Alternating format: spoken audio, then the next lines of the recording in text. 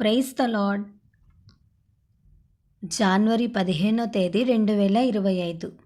ఈరోజు దేవుని వాగ్దానము. నీవు నా గోనెపట్ట విడిపించి సంతోష వస్త్రము నన్ను ధరింపచేసి ఉన్నావు.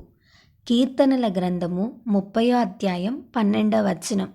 ఈ వాక్యం ద్వారా మనం తెలుసుకోవాల్సిన విషయం ఏంటంటే, పూర్వం రోజుల్లో భక్తులు వారికి ఏమైనా కష్టం వచ్చినప్పుడు, బాధ కలిగినప్పుడు, వారు కన్నీటి సంద్రంలో మునిగినప్పుడు వారు గోనెపట్ట ధరించి బూడిద చల్లుకొని ఉపవాసం ఉండి దేవుని సన్నిధిలో రోదనము చేసేవారు.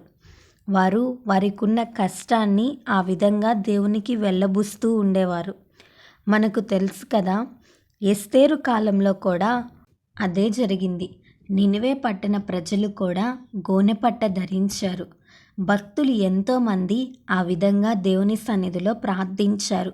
ఇక్కడ దావీదు భక్తుడు కూడా అదే మాట్లాడుతున్నాడు. ఒకవేళ నీ జీవితం కష్టభరితంగా, నష్టభరితంగా ఉంటే నీ ప్రభు ఎంత గొప్పవాడంటే, నీ ప్రార్థన విని నీవు ఆయన యొద్దకు వచ్చిన విధానాన్ని చూసి, నీ సహనాన్ని, నీ భక్తిని ఆయన పరిశీలించి నీ జీవితంలో ఆయన ఎంతో గొప్ప కార్యాన్ని చేస్తాడు.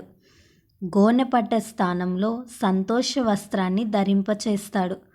నిత్యము ఆయనను కీర్తించేలాగా ఆయన చేస్తాడు.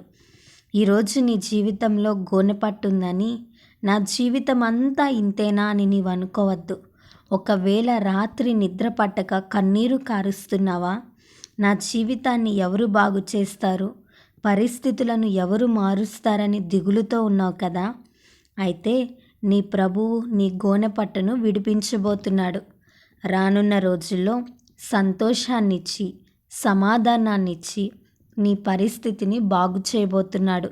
ఆయనను స్తుతించే ధన్యత దేవుడు నీకు ఇస్తాడు. కాబట్టి నీకున్న శ్రమ, నీకున్న వేదన సమస్తాన్ని ప్రభువుకు చెప్పుకో. గొప్ప సంతోషాన్ని నీవు పొందుతావు. అట్టి కృప దేవుడు మనందరికీ దయచేయునుగాక.